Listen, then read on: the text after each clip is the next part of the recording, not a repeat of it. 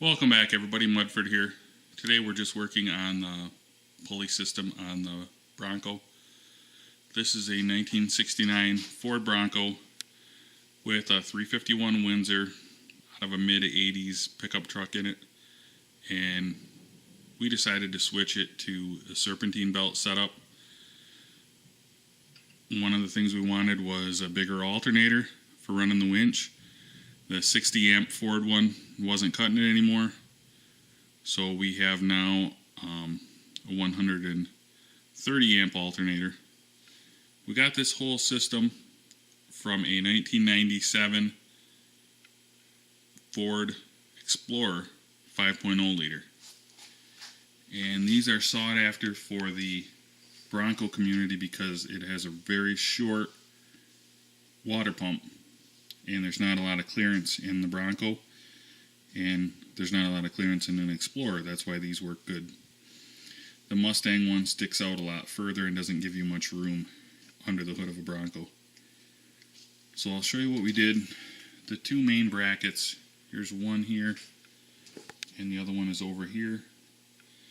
We cleaned them up and actually clear coated them and then installed them on the heads. This power steering pump is a little bit better than the one that we had also, and the belt shouldn't slip anymore. We had problems with the belt slipping and squealing and stuff. So one of the things I read about when installing these is you don't have a lot of room underneath because there's an air conditioner bracket that goes there. We have a soft top, so we're not really worried about air conditioning. We don't have an air conditioner, so I actually put this bracket in a bandsaw and cut it off right here, and it gives us lots of room for the oil sending unit and the oil filter and all that. And then I'm running an HEI distributor, GM, and it's a little bit bigger, so I notched this out and smoothed it out to give me room for my vacuum advance. Was real close here. If you're running on a 351 Windsor, you can't run the stock balancer and pulley off of the Explorer because it's balanced for a 5.0 liter engine and not for a 351. The 5.0 has a 50 ounce imbalance and this has a 28 ounce imbalance. So what you have to do is figure out some way to make this work. So what I did was I bought the Pro Street 351 Windsor harmonic balancer, and it is actually flatter. It doesn't have the nose on it of the stock one. And then I bought a 1994 to 95 Ford Mustang 5.0 crank pulley. Those are the only years that are flat like this. You can see it's not dished at all. The other years are all dished, and it'll stick your belt out too far and it won't line up. So what I did is I just used the spacers that came with that harmonic balancer, and I was able to get it spaced out perfectly. Actually, you could use an underdrive pulley with this setup because that pulley is actually a little bit bigger than the Explorer pulley. And you also need to use the front timing cover off of the 97 Explorer, and make sure that you don't have anything sticking out. You have to run an electric fuel pump when you switch to this because this the timing cover is thinner and there's no room for the mechanical fuel pump on the side. So you got to just make sure your timing chain and everything is not scraping when you put it on.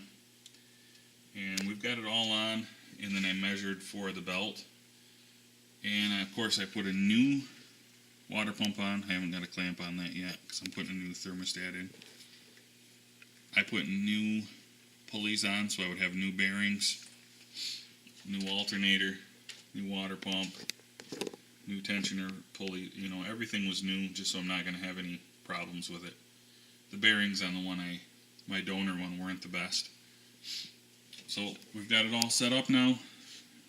We're also at the same time switching to the Holley Sniper EFI system, so I just got a few changes to make that work. I got to switch fuel pumps, run fuel line up, add an oxygen sensor, put a return line back, and I have to change the wiring for the 4G 130 amp alternator. This, I think I'm just gonna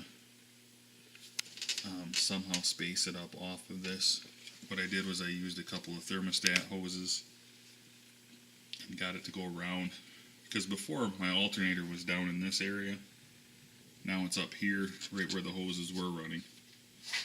But when I space this up like that, it should get them.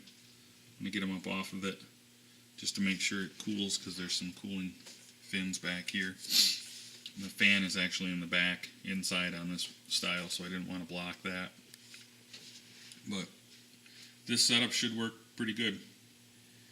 A lot of the guys put these on the 5.0s, but there's a couple of little tricks. Mostly the balancer trick if you're putting it on a 351 Windsor, and then also the notching. That's only, you might need to do that depending on what distributor you're using. That's all for now. I'll hopefully do another video of getting the EFI system working.